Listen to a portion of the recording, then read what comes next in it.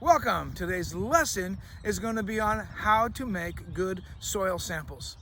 Well, you might want to ask yourself, well, why bother? Well, one of the important parts is a lot of the recommendations that you get as a grower actually come from these samples. So if you're not concentrating on collecting and sampling well, then the chances are of you having a good crop this year may be in danger. So when we look at taking soil samples, we're actually looking at what's actually in the soil right now, whether what time of year it is, also kind of cover crop, if there is any on it. So how are you going to do that? What are the ways in which we can do that? So let's get started.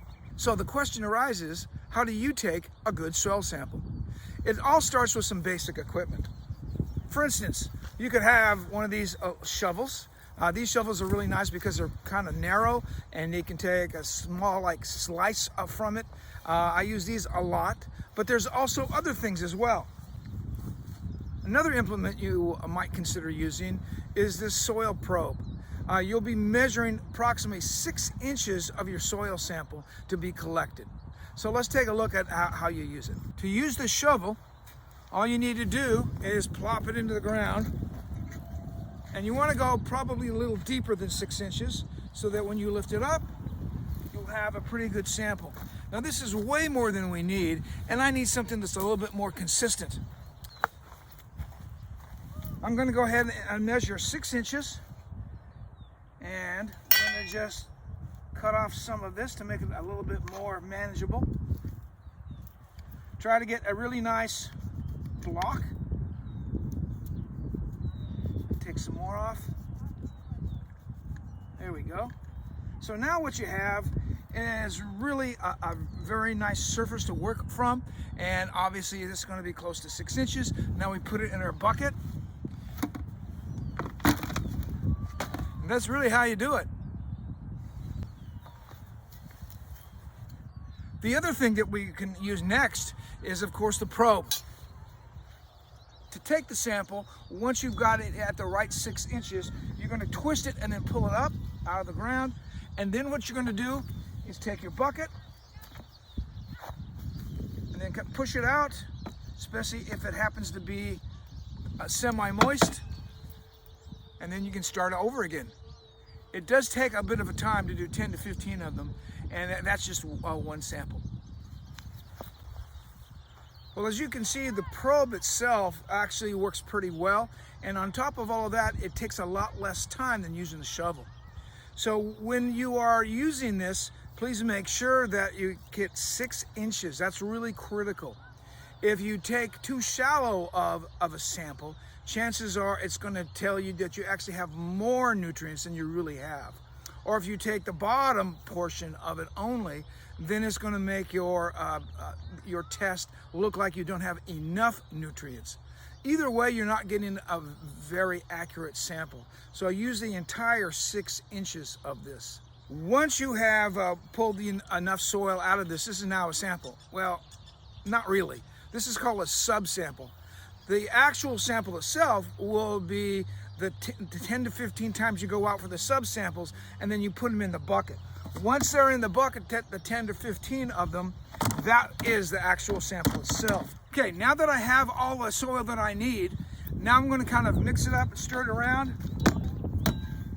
And on this one, because it's been rained on, I'm going to have to take it to the lab and put it in our ovens and kind of burn up some of the organic matter, and also to get it dried down a little bit so that I can take a really a good sample.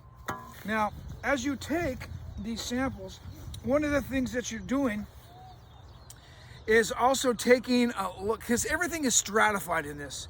The actual nutrients are stratified throughout the entire sample. So stuff that's in the first 2 inches, it's probably going to have a lot more nutrition or nitrates here in the upper portion of it. As we go further down, there's less and less nutrients that the test will pick up. So the sample is going to look something like this. In this little baggie right here. This is all filled out proper. This is what you will have before, obviously, it's packed away. But go ahead, and what you'll do is fill up this sack with the soil that you just collected, and then this goes off to the lab. Now the next step in the process is once I've got the soil in the bucket, I am now going to go ahead and get my sample bags. These are my little sample bags, and I got it from a reputable testing lab. And what I'm going to do is I'm going to go ahead and put it right in here inside the baggie. And then once I've got it all packed nice and tight, now I have this baggie. And it's really important to fill it out properly. First of all, I want to know where it came from. Because if I'm the grower, I want to have information based on what I actually did and where I sampled it, so that I know exactly where it came from. The other thing is you might want to put a field number on it, especially if you have several other samples you're sending forward, plus where you are, your address, and those kind of things. It's really important to have that basic information, because when you get the test done, you want to be able to count on the fact that that particular field, that particular crop is going to be taken care of. And don't forget, put the crop on here as well. Now that you have your soil collected, now you're going to send it off for analysis. And that analysis is extremely important because we don't know what's really in this soil. We really don't. So there's some factors you need to consider. Like number one, what time of year are you doing it? Well, it really doesn't matter what time of year you're planting your crop, so long as you do it the same time every year, so you can count on some rapidity so that you can use that as what happens like last year or this year. When you're looking at different kinds of nutrients, things like potassium and phosphorus, you can only get away with maybe one sample every 2 to 3 years.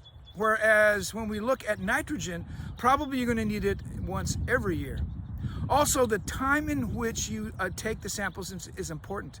If you're taking samples in, let's say, winter and early spring, the chances are you're going to have much higher phosphorates and potassium, because they tend to move or be mobile when the soil gets warmer. So if you take them in the wintertime, they're not very helpful, because as soon as it warms up, then it starts to move and it's to be taken up by plants. Whereas nitrogen, on the other hand, it's basically hydrophilic. It loves water. It'll go wherever water goes. So in some times of the year when there isn't water and you take the test, it seems to be a higher amount of nitrogen than normal. But if you're during the rainy season, it's hardly any nitrogen. I've read in some of my fields it was like 4 pounds per acre, and that's hardly anything. So it's important to know the time of year. Make sure you do it at the appropriate time each and every year, and make it consistent.